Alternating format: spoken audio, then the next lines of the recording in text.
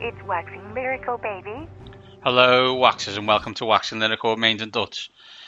I'm your host, Mains, and my colleague in the danger zone, getting ready to bring in the washing. It's Mr. Neil Dutton. How are we, Neil? I just don't understand how someone, every time, forgets they've put washing out. Well, they haven't forgotten.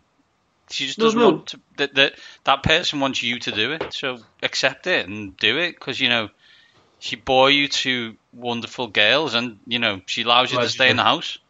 Yeah. I was going to say, say arrogantly, not my washing, but let's be honest, there's a 75% chance or better that it is. Well, yeah, exactly. And even if it's not, you know, it's the kids washing, so it's technically, you know, 50% yours. Based on, you know, standard maths. I'm not really a numbers guy. Not really, no. Yeah, I've noticed that. Neil, massive week this week. Not one, not two, but 3 interviews with NFL stars. We have first of all, we're going to have Mr. Fran Duffy on, talking draft. Then we're going to have... Not just Eagles. Not just the Eagles. Does he work for the Eagles? Has something happened with the Eagles? I am not aware. We're also then going to speak to debutant on Waxing Lyrical, Mr. James Koh. You will know from NFL Fantasy Live. And he's going to talk us through fantasy and his top 200. And then finally, we're going to talk to the brilliant hot take ombudsman. Never been able to say that word and never ever will. Mr. Patrick Claybon, he's going to talk us through. Do you want to say his name again, actually, so people actually know who he is? Do you want to say his name again? Probably, of course, Mr. Patrick Claybon, who's going to talk us through, Neil, his film career. He's going to talk us through SEC country, and he's also going to allow us to understand why he thinks college players should be paid. Just so you know, so do I, so I'm going to agree with him. It's a revolutionary take. It is revolutionary, Neil. It is revolutionary. I've got a new headset. I'm back on the laptop. This may sound different. I'm hoping it sounds good. And we're also... It's still you talking into it, mate. It's controversial. See what you did there. We're also, you know, hopefully you will have already seen our debut Waxing Lyrical preview video. He says that, hoping that he can actually get it to work. Already put massive pressure on himself. Yeah, well done. You know, what's the problem? Plain and simple. Not much of me and Neil talking, apart from interviews. And that first interview is coming right up as we talk to the brilliant Fran Duffy. And joining us now on Waxing Lyrical Mains and Dutch, it's what we'd like to call our college expert, and not to mention his absolutely fantastic work with the Super Bowl champion Philadelphia Eagles. Neil, did you write this right up, or was it me? It's Mr. Fran Duffy. How are we, Fran? I'm doing great, guys. How about yourselves? We're good. Obviously, Neil better than myself, given the fact he's still on a high from his Philadelphia win. And a few weeks back, Fran, just before the draft, we spoke to Charles Davis. And he said he gave me permission to talk about the Eagles winning the Super Bowl every week if I wanted to. So I do. Well, Charles Davis is a smart man and one of the nicest men you'll ever come across. So if he says it, you got to take that word as gospel. Exactly. Well, let's get straight into it, draft-wise. As many people said, but as someone once said, it's a copycat league.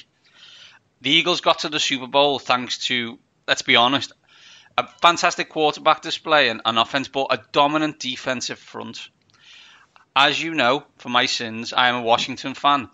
Do we see the selection of Payne a sign that they are trying to emulate what the Eagles did, given the fact they picked Jonathan Allen with the first round draft pick last year? Yeah, I think you could probably look at it that way. And I think really when you look at Daron Payne, I think he's just a perfect fit for what they're looking for in their 3-4 scheme as a nose tackle next to Jonathan Allen. Allen will definitely be a disruptive interior player for them as a defensive end in base who will slide in and play like a 3 technique in their nickel and dime sub package. But when you have Payne, I mean, this guy was just a wall inside for Alabama. And anyone you talk to that that will watch the film or, that especially studies the NFL. You watch Daron Payne and you see a skill set that translates so well. I thought, to me, he was a better prospect than Vita Vea was coming out of Washington this year, who went a few picks before. I think you look at Daron Payne and you see a player that can impact the run game, obviously, at a very high level, but has upside to impact the pass game as well. So I think he will pair very well in there with Jonathan Allen inside there for Washington. You could say, they're trying to beef up that defensive line. And I think that was talked about so often throughout the course of this pre-draft process was, that every team, it doesn't matter how many D linemen you have, you really want to give yourself two waves to be able to get after the quarterback. I think it's interesting you mentioned Vita Vea, Frank, was that I guess they were the two options for Washington, and I think it seems that the reason you've gone with Payne is the concerns that Vea is just a run stuffer and can't get to the quarterback. So I assume they think that Payne can.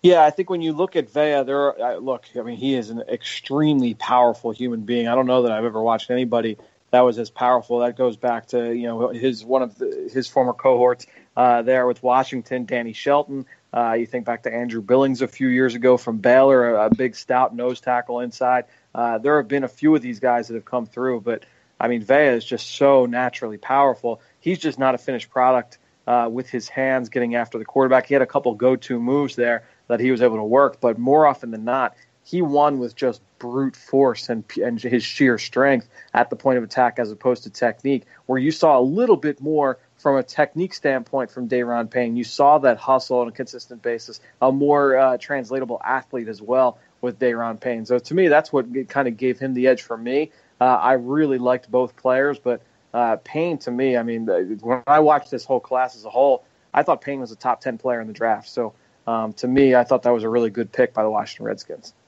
Another of the Redskins' early picks was running back Darius Geis, who fell somewhat in the draft. Mostly, it would seem, for off-the-field reasons, and it seems that one of those off-the-field reasons did involve the Eagles. Does regardless of of that, do you think that by the Redskins drafting Geis where they did, that means it's curtains for Samaje Perine? Yeah, I would think so. They're not curtains per se, but I can't imagine that he's going to play an integral role as long as Geis is healthy.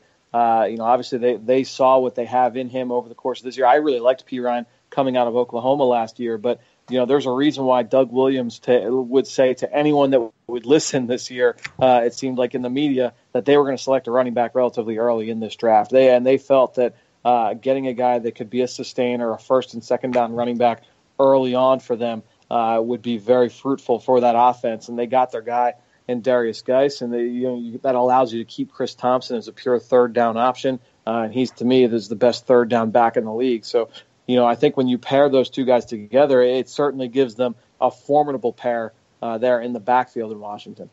Especially with obviously the change that Washington have made at quarterback. Now they've got Alex Smith, who has shown that, I'll try and be polite to him, he's not afraid to use his running back as a receiver, making sure that they still have Chris Thompson, who they showed last year they weren't exactly prepared to hand the keys over to him, but still having him as a solid complement to Darius Geis, the Washington could finally have something they can hang the hat on the ground game. Yeah, I think that's really the idea. And their run game is just so multiple. They use a lot of different schemes up front. It's one of the better, run schemes in the NFL from the teams that I've studied. And so, you look at the way that they use their backs, and I can really envision a way that they're going to be able to get both Geis and Thompson on the field and at a very high level. From a fantasy standpoint, I can't imagine this helps Chris Thompson too much, but I would say in the long haul, you're probably making him more effective at his size, with the issues that he's had with his durability over the course of his career going back to college and high school. I think it's probably better for him in the long run to be more of a Robin as opposed to a Batman to Darius Geis. If we move to another team in the NFC East, the Cowboys, it's a draft that is split opinion, really, on whether people have spoken highly of it or some have not been too impressed. What side do you come down on that front? Well, I think you look at it pick by pick, and number one, I really like what they did in the first round with Leighton Vander Esch. He was a player that I was very high on. I feel like he's a 3-down linebacker in this league, and we know what that defense has looked like when Sean Lee has been absent. So to have a player that can play at a high level, now some people are worried about his durability as well moving forward with some reports about his neck injury that he suffered as a sophomore. But you look at Leighton Vander Esch just based off the film, I thought, again, that you're talking about a top 20 player in this draft. They get him at number 19. Thought that was a very good pickup. Getting Connor Williams in the second round, I thought was really strong for them, especially considering he's going to play a guard. I thought he was a better guard than tackle. He's going to slide in, play left guard. He's staying home there in Texas, and I think that'll be a good look for him there along that offensive line. I wasn't a huge fan of Michael Gallup and Dorrance Armstrong, especially there in the third, fourth round. So we'll see how those will play out. It seems like Gallup is going to get his share of targets this year, so he's certainly going to get an opportunity. Dalton Schultz is a player, the tight end from Stanford, that I liked. I mean, you got to temper the expectation overall with him, but a guy that's a competitive blocker. He's got an NFL frame. Wasn't really used often as a receiver. They've got a lot of talented tight ends there with the Cardinal, guys that are going to be coming up over the next couple of years that we'll be talking very highly of. So remember this conversation in a couple of years. But Dalton Schultz, I think, is a nice player. Mike White is a developmental quarterback. And Chris Covington and Cedric Wilson, those guys, I think there's some depth there. Certainly guys you can get, 6th, 7th round that have talent. Bo Scarborough, the running back from Alabama. I'd say overall they did a pretty good job. I mean, you look at the depth of the class, obviously a lot of picks there. Like I said, I wasn't the biggest fan of Gallup and Armstrong overall, but when you look at the depth of these guys that they did select, they brought a lot of talent into Dallas. I guess I got a question on Dallas, on Dallas, Fran, and that it's not on the draft, but it's on a player who's just finished playing for the Cowboys, and that's Jason Witten. I guess you study so much tape. I'm interested in is it underestimated what a player he's been for the Cowboys, mainly due to the fact they haven't been that good during the period he was there? Yeah, I mean, I think when you look at the scope of his career, you could say that he's been one of the best tight ends over the last 20 years. I mean, you look at it and you're going to stack them up on a board. Maybe he was never the number one tight end, even the number 2 tight end in the league, but he was consistently in that discussion to be a top 5, top 6, top 7 player for such a long period of time, and he was a model of consistency there. Obviously a great route runner, very reliable receiver, a competitive blocker. He was a 3-down player that did everything from the jump there with the Cowboys. So just an outstanding career, a player that they're obviously going to miss in the middle of the field. I'm not going to sit here and say that he was this dynamic pass catcher at this point in his career, but you look at it from the grand scope, it's obviously a huge loss for them. And somebody, they're going to have to replace him by committee because they don't really have anybody that's established at this point. You're going to hope on some of the players that they already have there in the building to pair with a guy like Dalton Schultz to kind of replace him. But certainly a big loss for that team. It just looks like there was talk today, or last night rather, from Dallas. They were talking about when they might look to start. They would look to extend Dak Prescott's contract. It just looks like they're not doing an awful lot to surround him with top-tier talent while he's still cheap enough to do it. Do you agree, or am I just bashing the Cowboys because they're down and we're not? I think that it's going to be interesting just to see how they decide to play this, because obviously they know what they've got in terms of the talent on the offensive side of the ball. You want to try and capitalize on that while you're paying Zeke Elliott the contract you're paying him, while you're paying Dak Prescott the contract you're paying him. I would agree, that what they've got at the receiver position right now is less than ideal. They obviously have a lot invested in the offensive line. They really haven't had to pay guys like Zach Martin, Travis Frederick, and those guys up to the top dollar yet. Lyle Collins obviously has a nice contract, but not to the level that you would expect when he gets to that second part of that the second contract. So while they're paying all these guys below market value, it's going to be interesting to see what they decide to do. They've invested a lot on the defensive side with mixed results. It's going to be very interesting, man. And then just the idea of paying Dak Prescott obviously was a little bit up and down last year. It's going to be very interesting to see what they decide to do. It was just that stat, Again, yeah, I'm going to take a shot. Carson Wentz threw the same number of touchdowns after he tore his ACL than Dak Prescott did for the rest of the season. I'll just leave it there. Moving over to the another team in the NFC East, obviously the New York Giants. They picked second. They took Saquon Barkley. Obviously, he's a fantastic prospect. Seems to be the type of player that can rejuvenate quite stagnant offense. I think you'd agree the Giants have been. But considering that the quarterback in that offense seems to be a shadow of his past self. Were you surprised the Giants didn't use a high draft pick on one of the big name quarterbacks, considering you'd think they'd hope they wouldn't be picking that high again? Yeah, I mean, I think that overall I'm probably surprised, but at the end of the day, there was just so much buzz, connecting them and Barkley that, it wasn't like a complete shock to see that selection being made. I think when you look at Saquon Barkley, he's obviously a phenomenal talent, and he's a player that, if you're a fantasy football player, I mean, he's going to be he's going to be a first-round quality player that's going to help carry your team. But for more often than not, he's going to be very, very productive. He's going to be targeted in the passing game. He's going to be an impact player for the New York Giants. You just have to question using that number 2 pick on that player. From if you're looking 10 years from now, was that the best use of that resource? Time will tell. It's going to be very interesting. But, he comes in the league right away. He's the 4th highest paid running back at the position right off the bat, just because of where he was selected. And he's going to be used in that way. I would imagine he's going to be the focal point of that offense. They're going to be running the ball much more than they did under the previous regime. They're going to be throwing the ball to the running backs much more than they did with the previous regime. So it's going to be interesting to watch the development or very early on with Saquon Barkley. My guess is he's going to be a very productive player as a rookie. Aside from Barkley, were there any other picks that the Giants made that you really liked? Honestly, I really liked their last pick they made in the draft in the 5th round. They didn't have a 6th or a 7th, but I really liked the kid that they got out of Miami in the 5th round, R.J. McIntosh, a penetrating defensive tackle. I think he's a guy that can be used inside to get upfield as a 3 technique. Playing there with Arizona's former defensive coordinator, James Betcher, who's going to be in his first year there, installing that new system with New York.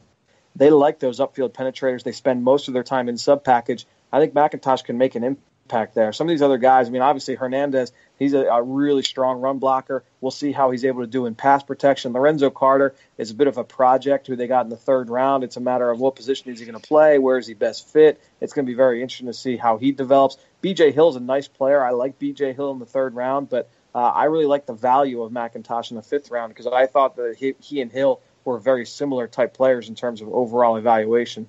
So McIntosh would be the guy that I think when you pair value with skill, I really like that pick in the 5th round.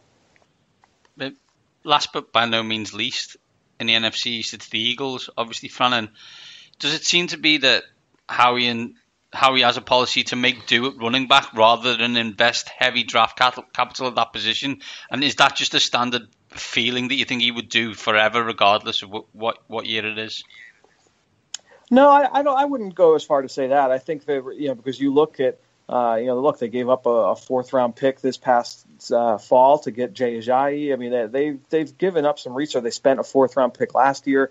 I think that they just let the board come to them this year, and the board fell to them the way that they didn't get a running back going into the draft. They obviously got one right afterwards in the veteran Matt Jones. They signed Darren Sproles on the 3rd day of the draft. So I think that if they had selected a running back at some point, whether it was in the 4th round or the 3rd round, whatever it was, that they were able to select them, 5th round even, I think that they, maybe wouldn't go down that path with either Sproles and or Matt Jones, but they let the board come to them, and this is how the cards fell. They got a few really intriguing players, and it's going to be interesting to see how they're able to go with this run game, because obviously outside of LeGarrette Blount, everybody is back in that backfield, so it's going to be interesting to see how it all shakes out this summer.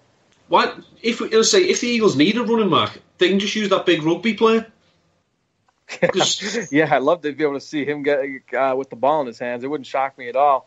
Look, this is Jordan Mailata, a rugby player from Australia, player with outstanding size and athleticism. I mean, just a complete freak show in terms of what you can see with a guy that big, and was obviously used to running with the ball in his hands. He's going to be an offensive lineman. But, we've seen guys like Bo Allen get used down on the goal line as tight ends and fullbacks. So if he were to be on the active roster, which I would say it would be a long shot early on in his career, maybe they're able to work that in. I just can't imagine that's going to be as a rookie. I mean, I just imagine, as I say, we've seen the likes of Bo Allen and Matt Tobin as well a few years ago, I think, Sure. was doing it. Don't put him in a tight end. Put him in at fullback. And give him the ball. Exactly. No, it's going to be interesting. That'll make the Philly special just look like, absolutely nothing. Yeah, exactly right. We talked about some of the Eagles draft picks, and we go back to some of the film breakdowns that you and our friend Greg Cosell has done. Which pick, when it was called, did you instantly think, that's a great pick, that's the one I cannot wait to see in Eagles green this year? It would be Dallas Goedert. You look back at it, to me, he was a top 25 player in this draft. They got him with the 49th overall pick. I thought he was my favorite tight end to watch in this draft because I thought he could be a 3-down player. He's a competitive blocker. He's not all the way there yet in terms of what he needs to be from a technique standpoint, but he's got the size to get better, and he's got a willingness to do it. So when you've got that willingness, that competitiveness to be better as a blocker, and you're so great at the catch point, which he is, he's just got outstanding hands, outstanding ball skills, the ability to be a mismatch out in space. Now you got something to be excited about. He's a big kid who moves pretty well. Pairing him with Zach Ertz really allows Doug Peterson and that offensive coaching staff to be able to be really versatile in terms of how they deploy those players and unpredictable in how they use the personnel groupings. It's going to be a lot of fun for what was the best red zone offense a year ago to continue to improve. It's going to be a lot of fun to watch those two play together, Goddard and Zach Ertz. Final question from us, Fran, before we let you go, and that is best and worst, I guess, in the NFL. In your opinion, which team do you think had the best draft, and which team left you scratching your head a bit? Well, I don't know. In terms of, obviously all the teams feel pretty confident with, how they selected. I would say, like, if there's a team that I was, like, scratching my head, maybe it's like Pittsburgh, a couple of the other ones. We'll see how it all pans out because we know how this goes. A few years go by before we can really kind of put a stamp on how these teams did. But, I look at a couple teams, in terms of overall what they were able to do a few weeks ago. Chicago, I thought, did an excellent job. They got great value. Roquan Smith was an excellent player in the first round. Getting James Daniels, a player that I thought had first-round talent, getting him in round 2, I thought was outstanding. But another team that really stood out to me was San Francisco. They took Mike McGlinchey with the 9th pick. I loved Mike McGlinchey.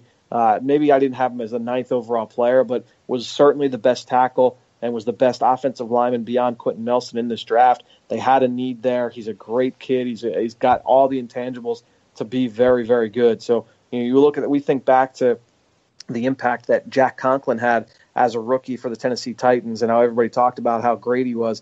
McGlinchey, to me, was a better player than Jack Conklin was coming out. They were selected in I think, the same exact spot, potentially in the draft. So McGlinchey, I think, was a great pick in round 1. They got a couple of receivers that really fit what they do, and Dante Pettis in the 2nd round and Richie James in the 7th round. I love the linebacker from BYU, Fred Warner, they got in the 3rd round. They got a high upside safety in Tarvarius Moore, who should fit very well there for them as a center fielder, almost in that Earl Thomas type role down the line. They took Kentavious Street, one of my favorite players in this draft. DJ Reed was a great slot corner out of Kansas State. They got him as well. A lot of just really interesting players. The one knock that I think you can give them is that a lot of these guys have medical concerns somewhere in their background or currently. Dante Pettis missed the entire pre-draft process with an ankle. Kentavious Street tore his ACL just about a month ago. Julian Taylor, the defensive tackle from Temple, has had all kinds of knee issues. Richie James missed a lot of this season with an injury. So there are a lot of guys that had some injury concerns, and we can go back to the last few years. San Francisco has taken some gambles on some of those guys with some kind of medical history, and it all hasn't really worked out for them more often than not. So that would be the biggest knock. But from a talent standpoint, from an evaluation standpoint, I loved what San Francisco did. I thought they brought in a lot of really talented players. Well, Fran, that's absolutely fantastic. And thank you for your time. And as always, great to have you on the show. All right, I appreciate it, gentlemen. Thank you. Well done. That was a fantastic Fran Duffy there, giving us all draft knowledge, NFC East-wise, and making our friends Marcus Grant and now wrestling guru Will Gavin tremendously happy, giving big ups to the 49ers. Indeed, he did point out that the 49ers now, through a couple of front office regimes, can't help themselves drafting injured players. I mean, you go back to Marcus Lattimore, DeAndre Smelter, and now they've done it again. With the Kentavious Street. At least this one they know is probably only going to be a year, whereas the others were no. Lattimore is never coming back. It's a surprise the boy can walk. But no, I think early indications are that John Lynch isn't too bad at this whole GM thing. He's doing okay so far, He's doing okay. But that is enough reality, Neil. time to get into fantasy, where we like to think we shine. And we're going to get one for the rest of the fingers, so to speak, with James Koh from NFL Fantasy Live. We spoke to his partners in crime. Now it's time to speak to James and see what he has to say. Indeed. And joining us now on Waxing Lyrical Mains and Duts, it's an honour to have the host and anchor of NFL Fantasy Live, Mr. James Koh. James, how are we? I'm doing great. How are you guys? It's good to be on. We are good, not as good as you. Obviously, another man in LA where it's 72 and sunny. We get jealous every time we speak to you guys, but it's a privilege as always. Why do we ask? We do it to ourselves. Yeah, we do. Yeah, I've just opened the window to let my cat in, and thinking I might need to put the heating back on. That shows you the difference between Great Yarmouth and Los Angeles in May. That's great. So before we get to the heart of the chat, we just wanted to touch on the NFL Fantasy Live podcast, James. It seems like four pals shooting a breeze about fantasy, and I guess our question is, as we ask a lot of people, can you believe that you get paid to do this? No, it's a dream job. I truly love what I do, and you're right. That's kind of the feel we go for. We try to keep it pretty loose, pretty informal, and wherever the conversation goes. If you listen to our podcast at any length, I think you realize that we kind of just let it roam around, and we'll bring it back to center every now and again and keep it moving, but. For the most part, we keep it loose. But I got to be honest with you, man. I produce a lot of what we're going to be talking about before the podcast happens, and I leave a lot of breathing room in there. But the aim of the podcast is to inform and entertain, and those might be 1A and 1B, and probably interchangeable depending on what episode you listen to. We should probably look into doing one or both of those on occasion, Paul. I'm literally making notes as we speak, Neil. It's something, James, that we ask all the fantasy-centric guests that we have. Can you believe how popular fantasy actually is, considering when you break it down, it's a game about a game? It's a game about a game, and there's rough estimates put it at 30 million plus users play fantasy football, and who knows what the actual number is, but I'll go with that. 30 million sounds very impressive, and sounds pretty good. It's a number that grows each and every year. Here's the thing, man. It's so important to the actual game of football as well. If you think about games that are, I hate to say it, but look, it might be the fourth quarter of a blowout. We're talking about maybe it's Jacksonville versus Tennessee. To be fair to those cities, and I'm sure those fan bases care, but the vast majority of people will not care about that game. The only reason they care is because they have fantasy assets playing in that game.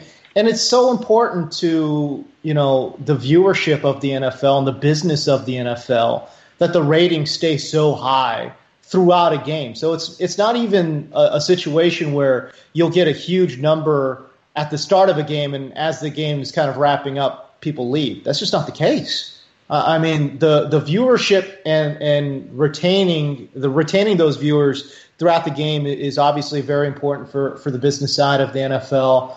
And I think fantasy is probably the number one driver of that.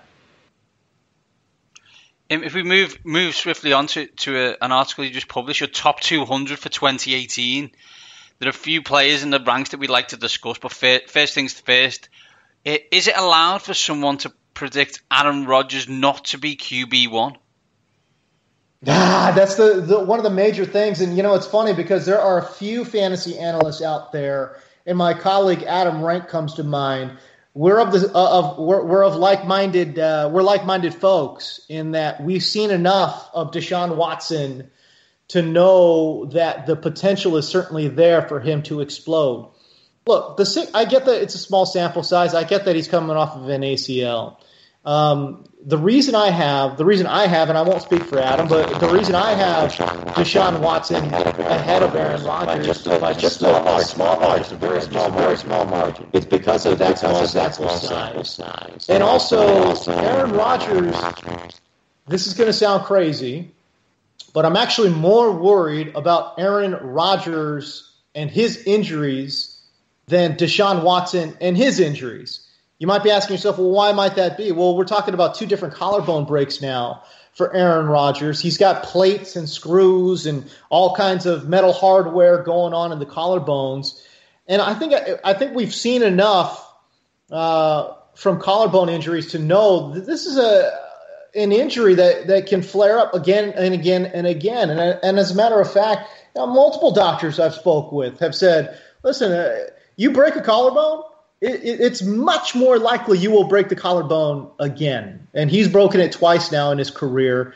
And that's just the one slight area of concern that I have for Aaron Rodgers. And again, look, he's still my QB2. It's not like I'm dropping him out of my top 100. I mean, I still love Aaron Rodgers. It's just if I have that small bit of concern, what do I price into my rankings? That's what I'm pricing into my rankings. I think it was it Dan Orlovsky on Good Morning Football said, was it when Aaron Rodgers goes out of the pocket, he's trying to steal your soul, which, obviously is, it's a great line, but if you're going to try and steal my soul and I can push you over and I'm going to break your shoulder, I can live with that almost.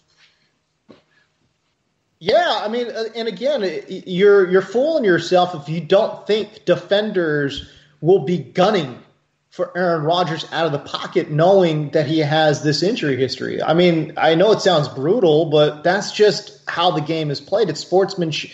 You don't want to be dirty about it. You still want to maintain sportsmanship. But listen, if you could get a little extra pop on Aaron Rodgers, I would imagine defenders are going to do that.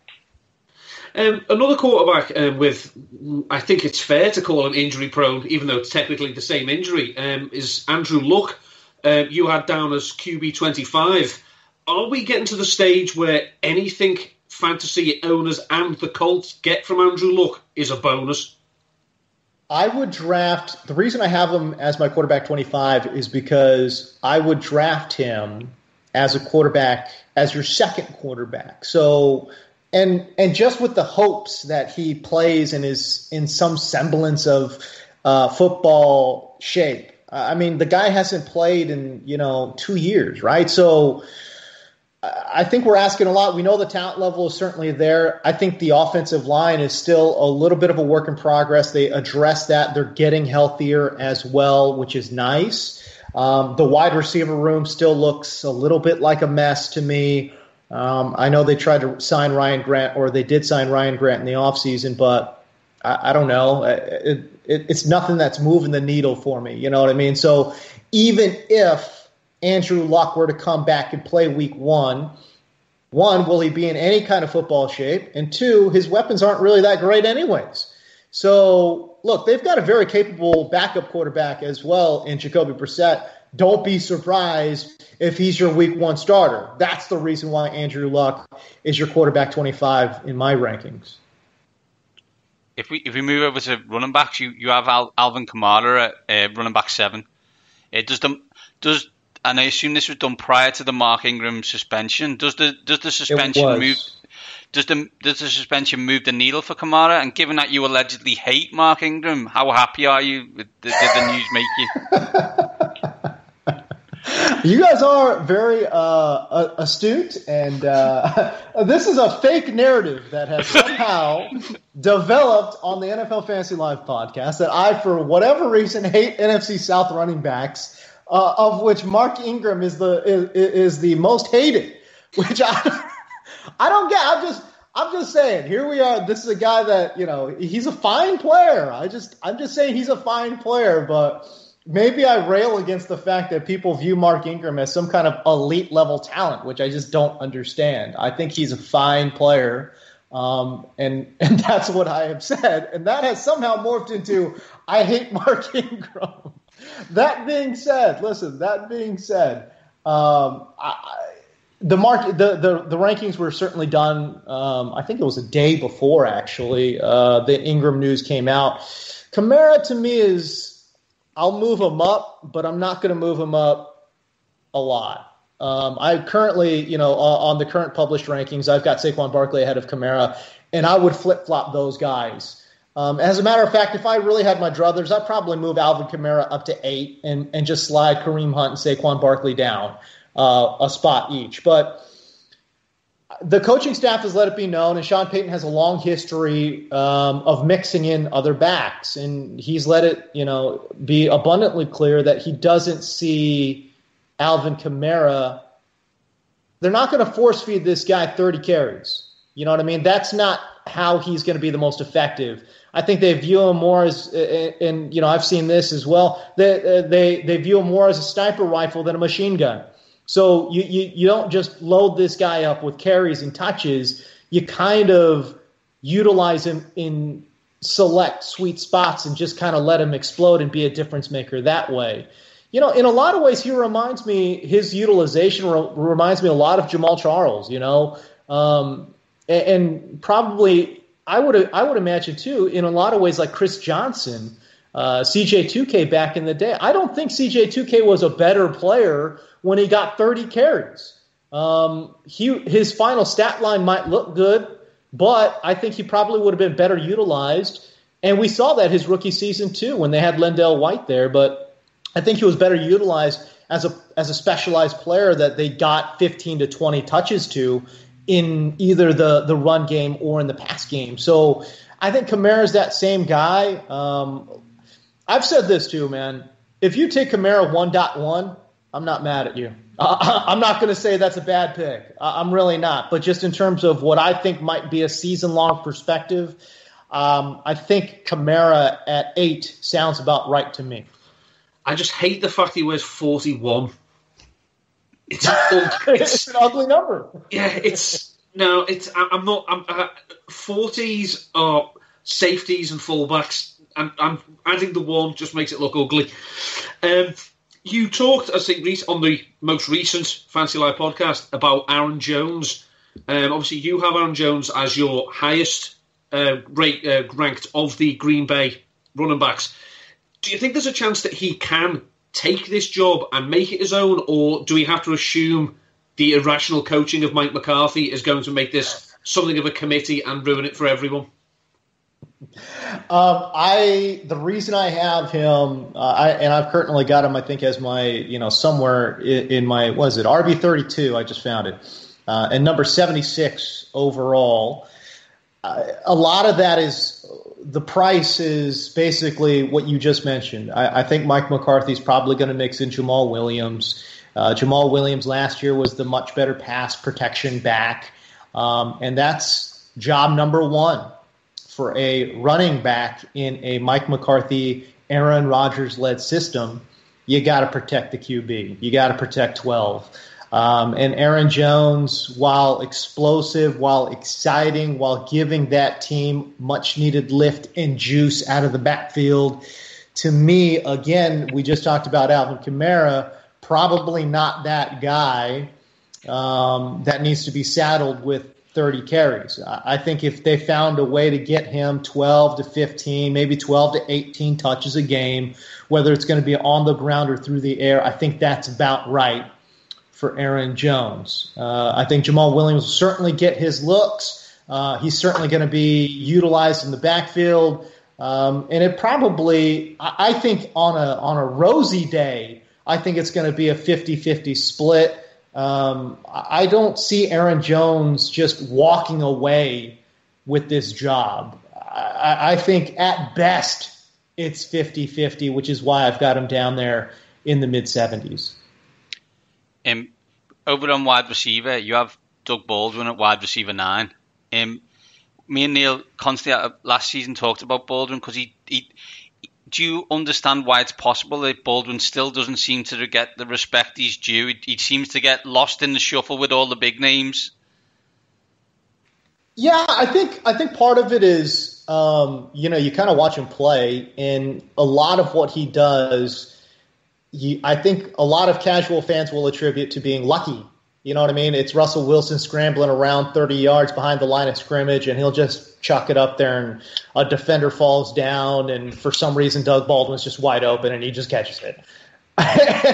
And I'm not saying that that's not luck. It is, but I think we've seen enough of a sample size to say that's part of what makes Doug Baldwin a usable fantasy asset. And a damn good fantasy, wide receiver as well. Look, that being said, he's still a great technician as a wide receiver. He's not the most physically imposing guy, and I get that. But he's a good athlete, a great technician on the outside, and certainly Russell Wilson looks for him. He looks for him.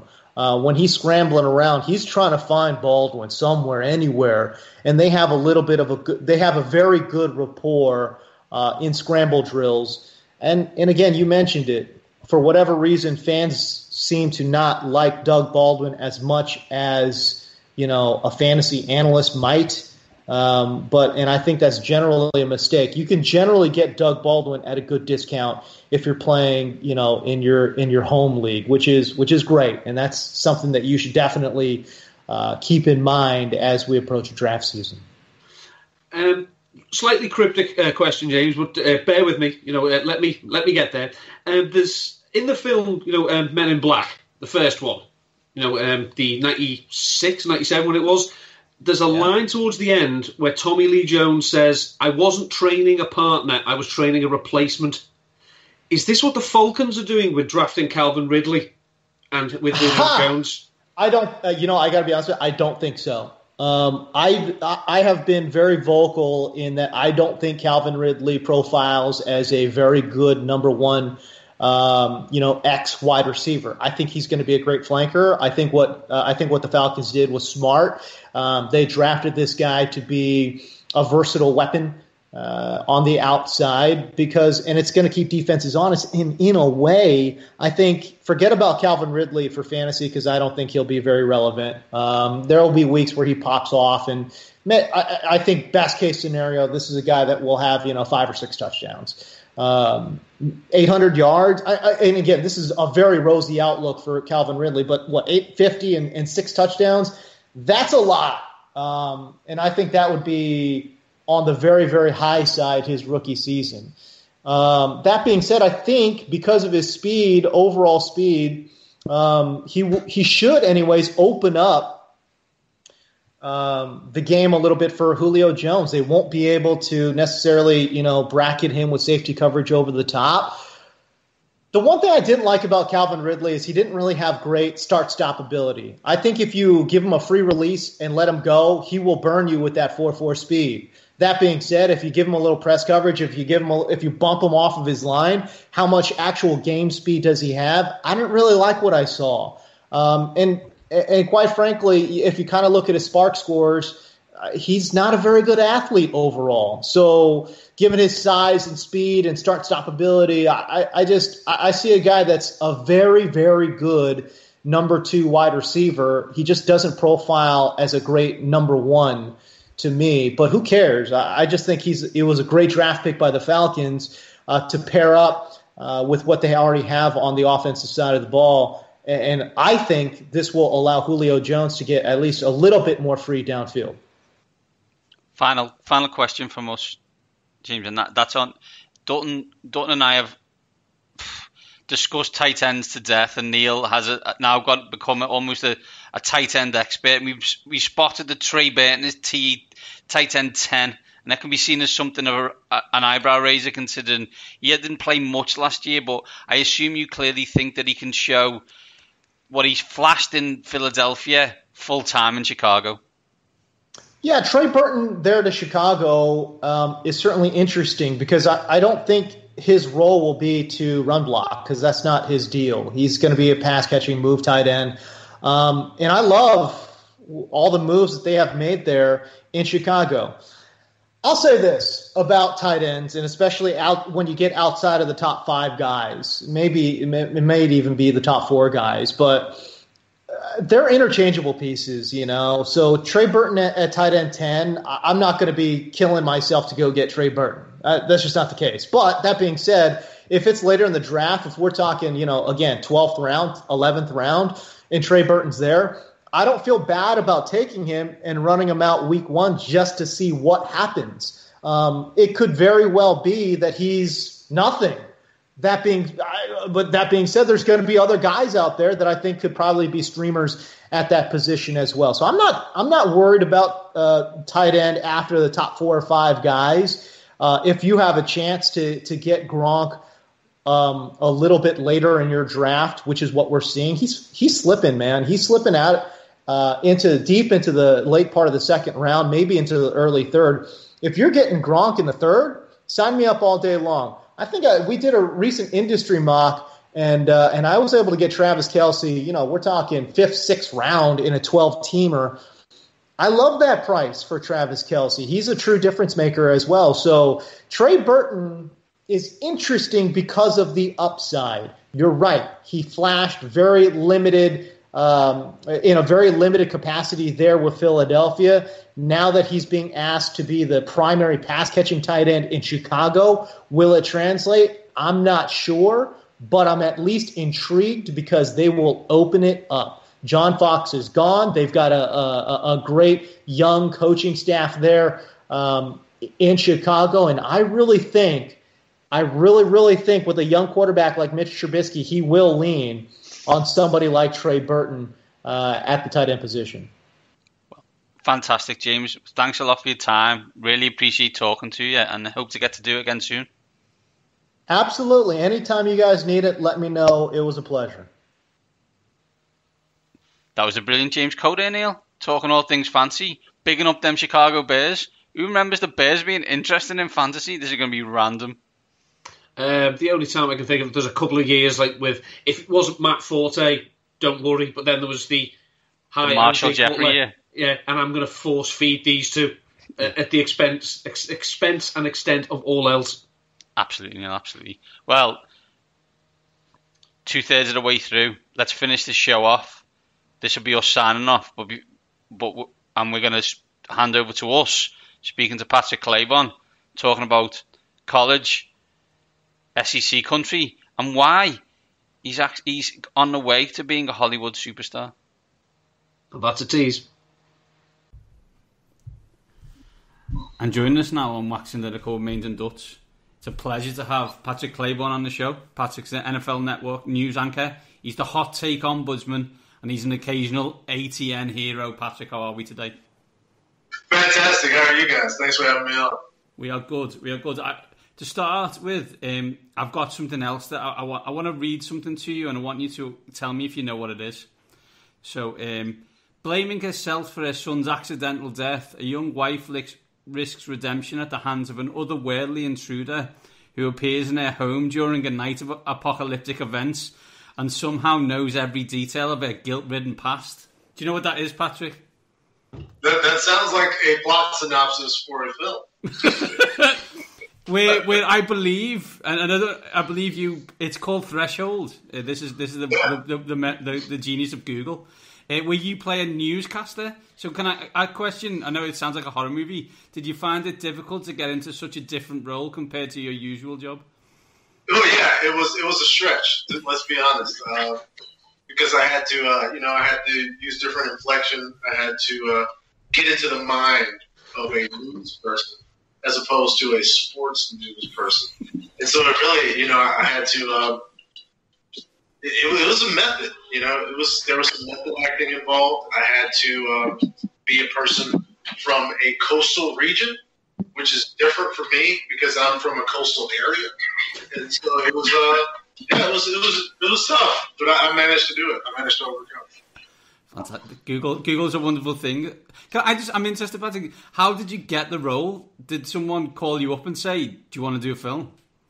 Yeah, honestly, my wife works in television as well, and so editors work on so many different things, and it was just like, oh well, we need a newscaster. I was like, well, my husband is a dork, and he's in a sci-fi horror movie, and it's like, oh okay, well here, drive to this house in Hollywood and stand in front of a green screen and read this, and so I did it.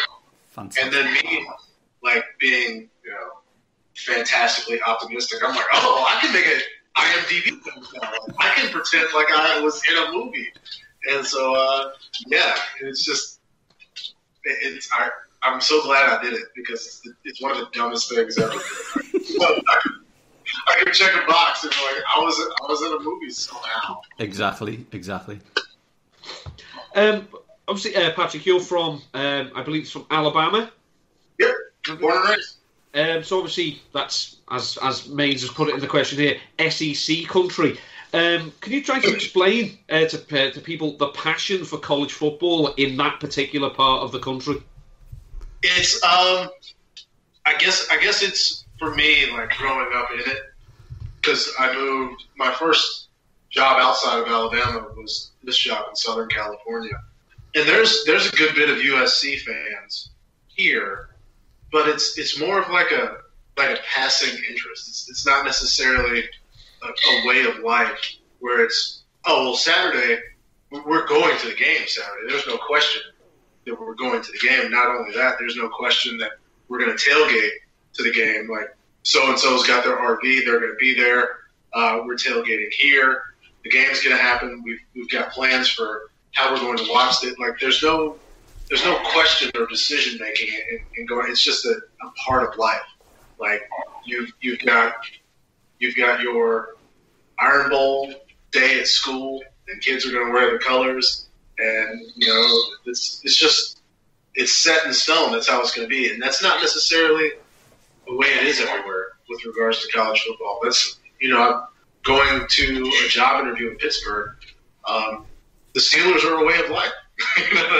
That's just, and that's not to say that a Rams or a Chargers fan or a Seahawks fan isn't a football fan. It's just not the same everywhere else. And so there's people, there's Pac-12 fans, Big Ten fans, but it's different everywhere else. And I would say it's something you gotta experience. You gotta go down to a Saturday in the SEC. It's college football.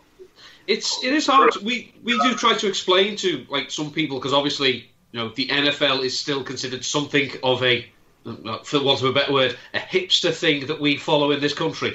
The idea of college football, that you're trying to explain to people that the stadiums are usually bigger than NFL stadiums. There'll be people there, grown men, that will go and put, face paint on and whatnot to go and watch kids because they went to that school. It's a hard concept to try and explain to people. My favourite part of that is the idea of, you say to someone, say to my dad, Alabama are on the telly, they're playing Ole Miss this week, and you're like, okay, cool. He said, what's Alabama's pro team? And I'm like, no, Dad, Alabama is Alabama's pro team. Do you know what I mean? There's 110,000 people there. They don't need a pro team. This is the pro team.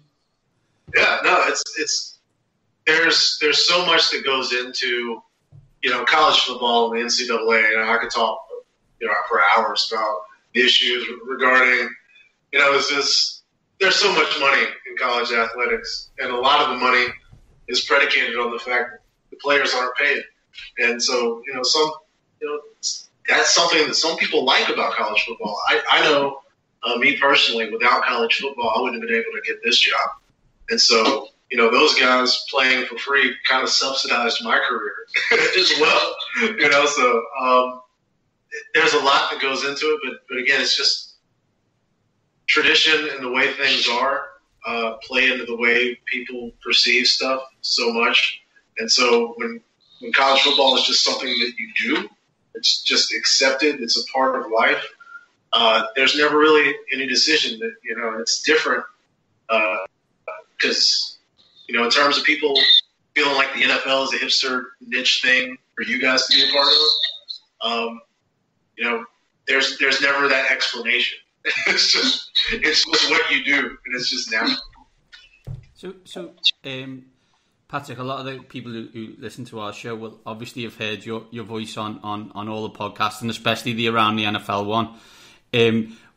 I guess our question is, because we've spoken to all the guys a couple of times, and they seem to have so much fun. And I guess the question I have is, when you get to jump on with them, is it as much fun as it seems?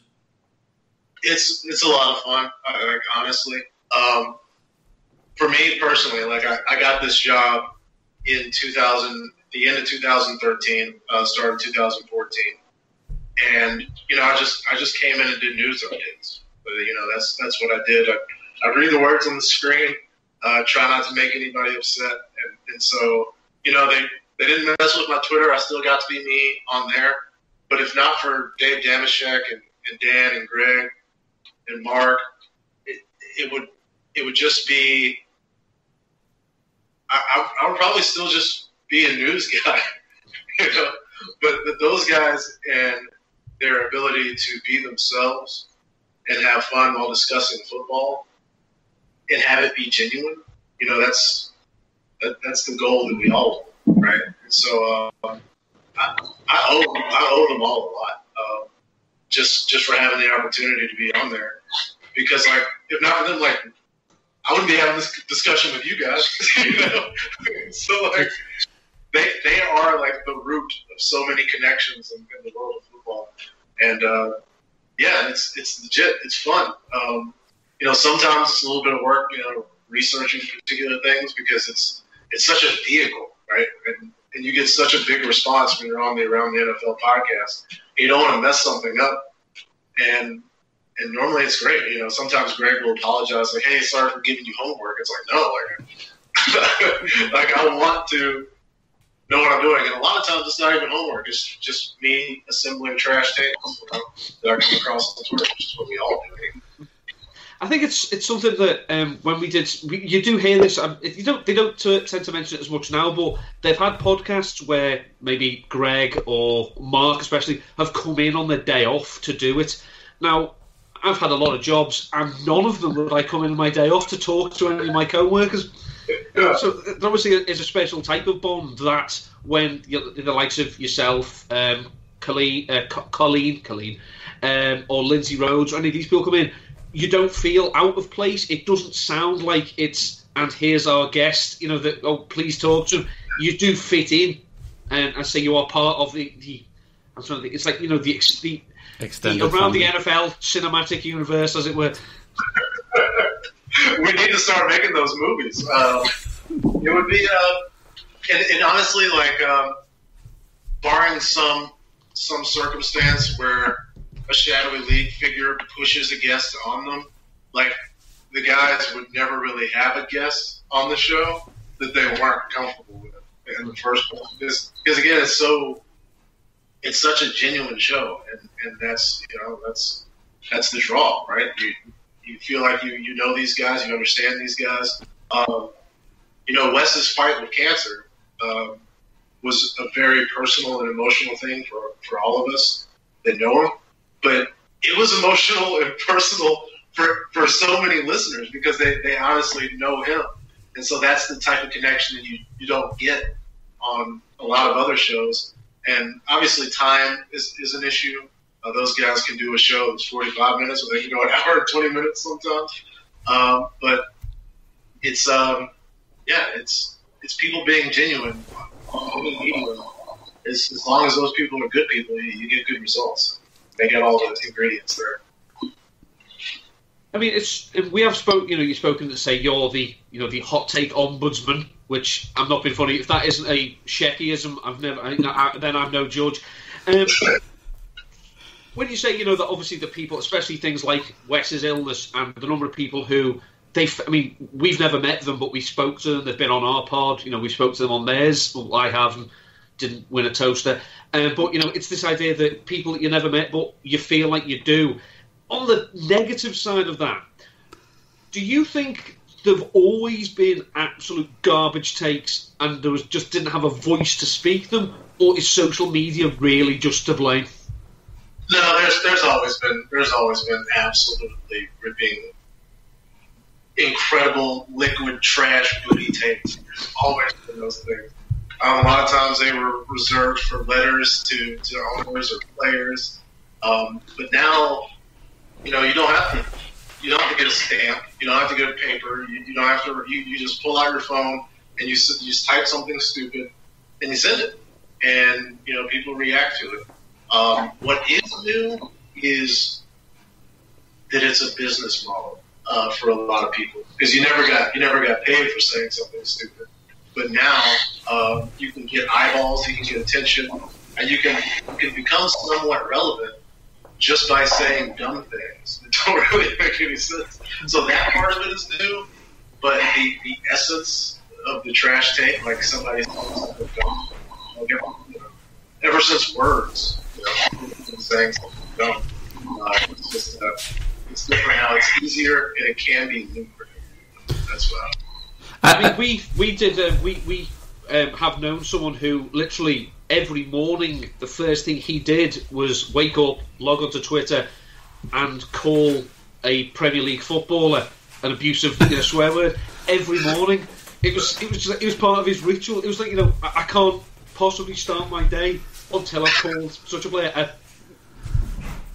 But it's like the thing I always remember is when I first came across it was when iTunes first came out. They had sports radio, and I was like, oh, okay, what's this? Because we don't have sports radio really in the UK, or we do now. We didn't then, and I was like, oh look, ESPN's got radio. I'll click on that, and the next minute it's Coward on the radio, and he's just full of it. But then he gets people to call in as well, and I was just like, this is madness. These are two complete idiots having an idiot off with each other, and then there was like the worst one is like which obviously from SEC country you'll know is Paul Feinbaum, and he's got like a group of idiots who constantly call in from each area and give their outrageous hot take related to their SEC football team, and I was listening going, this is comedy, right?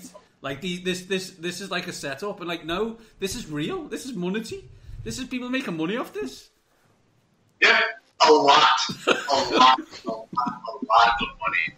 And I grew up in Birmingham, Alabama. A few miles away from the radio station where Paul started out. And believe it or not, it used to be a lot worse. The show used to be a lot worse. They changed the business model. He started doing more sports and less politics. And it was bad, and Cowherd is almost cut from the same cloth. Whereas Paul will rely on some of his callers, and a lot of them might be plants, to be stupid. Colin will supply that stupidity himself. He will just the source of it. And when I was coming of age, when I got my first car, 16, 17, I realized that I had control over the radio. And I could just change the channel, but there's no, other people. It's hard for them to do that, and they get mad and they call in. But I can't do it. I physically, when I hear something stupid, when I see it on Twitter, I'll mute the person. I may block the person. If I'm at a bar, I just have to bite my tongue. Look the other way. But I don't understand because I love sports. Like I really care about sports, and I don't get it when people voluntarily listen to somebody say something stupid. It's like we've tried to invent it now in the UK, and there's one particular show in particular. I won't mention the station because we're friends with some of the people who work there. But there's a guy, and I am convinced that like he is a plant. And his whole job is to get as many people to call in as humanly possible because no one could literally have that take themselves. It's that ridiculously stupid. But there we go. And like one thing, because the thing about hot takes, like especially like really, really just like, oh, so and so's not clutch, and then they make a big shot, and then all of a sudden they become clutch. Like Skip Bayless does that with LeBron James. You see people say things about Messi or Ronaldo. It's just like, obviously these guys are some of the most gifted athletes on the planet, right? Like, obviously, like we know that. But it's so much easier to just say something stupid about them than to analyze, like, the depth on their plant foot or, like the way the defense is approaching them. You have to know stuff to say that. But to say the other stuff, you don't have to know anything. You just say whatever you want. No, it's the idea that I always love that I'm nearly 38 years old. I have bad knees, a bad back. I don't exercise, and I can sit and watch these highly trained professional athletes. They do something wrong. They say, God, these suck. The idea that how has this guy got a job? The question we should be asking Neil is, how have you got a job? Yeah, the idea that I'm like 6 weeks of boot camp away from being able to do better. But I'd rather just have another donut. Exactly. Patrick, the NFL news cycle, as you are well aware, and as paying for your house and other accoutrements, is a 24/7, 365 beast. But we're entering what, as we know from ATN or whatever, Mark's in Mexico and Dan's been in Las Vegas. We're entering a quiet period.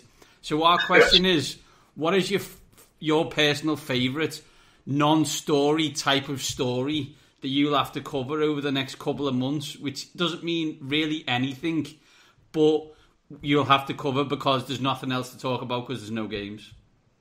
Oh, my favorite, honestly, my favorite empty period stories are the ones with the small school guys that are pushing up depth charts and making moves. And a lot of them, are guys like, this guy ran a four flat 40 in his pro day. And it's just these fantastical stories that don't make any sense.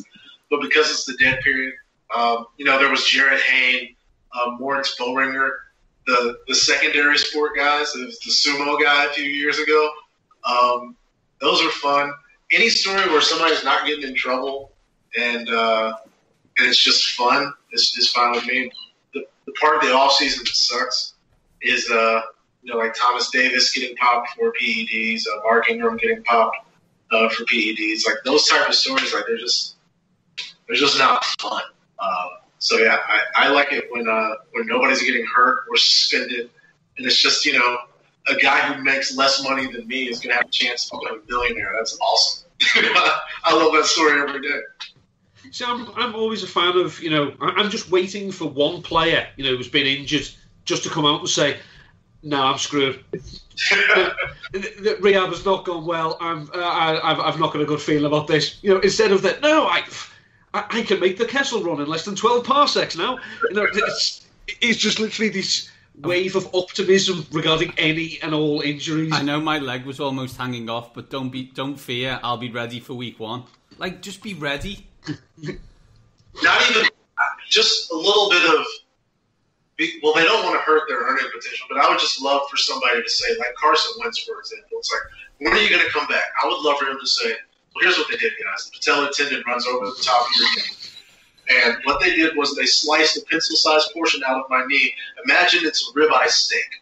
And they took this much of a ribeye steak off the top of my knee. They took a 3/8-inch Black & Decker and drilled a hole from the top to the bottom where my cruciate ligament was, and they replaced that. Then they took another slice of ribeye out of my knee and did that for my PCL with a 3HS Black & Decker the other way. So when you're asking me these questions about when I'm going to be back, fuck, I may never be back. But I'm going to be able to walk again. But let me tell you, this shit's way more important to me than it is to you. I would love for somebody to say that, but it's like, no, I want to be back week 1. And it's like, Carson, no. The one I always love is the if there was a game tomorrow I'd play. Well, they don't really schedule many games in June, but it's good to know that if we ever get one, we'll just give you a shout. Honestly, like these guys, like Carson is a great example because he's built like freaking Optimus Prime, right? This is a 6'5", 240-pound guy that can run and move like a gymnast, and they just get massacred all the time. And so it's a miracle that they can even play the game. And I hate when we rush them back. Just be okay, because we like watching you guys play football. So just please, just be safe. Like that's all I want. I think they call that the Robert Griffin. The Robert Griffin probably. Yeah. Don't Neil still wake up in a cold sweat every now and again watching that game when his leg just falls apart and you're just like, no, he's not coming back from that. And then we. It's like, oh, what went wrong? It's like his leg fell off. Like it's not like people love doing all this psychoanalysis. It's like, oh, well, his mindset. Like, well, I sat there and watched his freaking leg go. Like, what are we talking about? His leg fell off, and then you wonder why he doesn't run as fast. Weird, I know. It's really bizarre. I literally have no idea. It's completely baffling to me. Just have another donut. Yeah. You'll be fine. Patrick, obviously been great having you. We've got one last question for you. I'm going to start the question, and I'm going to leave it to you to answer it in any way you see fit. Okay. Paying college athletes is a good idea because... they provide a resource, and they provide a service, and they provide goods, and I believe people should be compensated for exchange of goods and services. Now there's a hot take. Exactly. It is just, it's again something that college football, it's very hard to explain to people, again, that these kids, and they are kids, as we know, are playing in front of 100,000 people, but they can go back to their apartment after a game and have nothing to eat. They have no food in. And, that if a coach throws them $10 to go to Taco Bell, you'd have to pay me to go to Taco Bell, the whole school could get into trouble for it. It's such a difficult concept to express to people. Let me tell you, it's a difficult concept to express here. Yeah.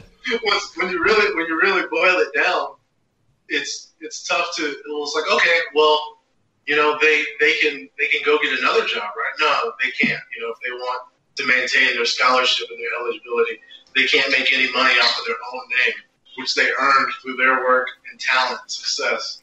It's like, oh, well, why? We don't really have an answer to that.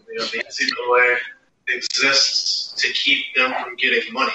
That's the only reason the NCAA exists. That's their main operating expense. Everything goes into making sure that the players don't get the money, and the people that do get the money receive an outsized portion of it.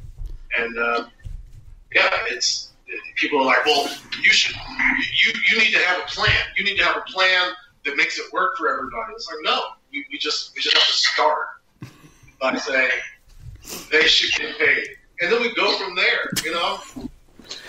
I'm sure we can work the rest out, right? I'm sure we can work the rest out. I always love the idea of Reggie Bush didn't win the Heisman because he got a car. No, literally I watched him play. Like, he was the best player. Like, I watched it with my eyes, and just because some dude in a suit said, oh, well, Reggie got a car and spoke to an agent 3 weeks before he should do, so now he wasn't the best player in college football. No, he was. I watched him. He got tackled, and he ran in completely the wrong direction, jumped over 4 people, and scored a touchdown. That makes him the best player. I watched it with my eyes. I saw it. So don't tell me because he got a car that he's now not a college athlete anymore and deserves to be burnt as an effigy outside the USC. Like. And that's the thing, they wave their hand in front of you. It's Qui-Gon, it's Obi-Wan, and it's like these games never happen. Disregard the fact that you sit there, you went to a game, you paid, the players played, they gave a trophy, they put banners up. Oh, we got to take those banners down, and everybody needs to. These games never happen. Just forget about it. But it's okay. If the game didn't happen, I'm sure they'll refund all the fans who bought the tickets. Exactly. Yeah, right. They'll get back TV money. Just like that, because that's how it works. Right? Well, Patrick, thanks a lot for your time. We really appreciate it, and we hope to speak to you again soon. Hey, guys, I appreciate you making time for me. I know it's nighttime over there, so you guys get some rest. I'm going to get out here and see if I can find something to do with this NFL offseason. You'll be ready for opening day. Don't worry.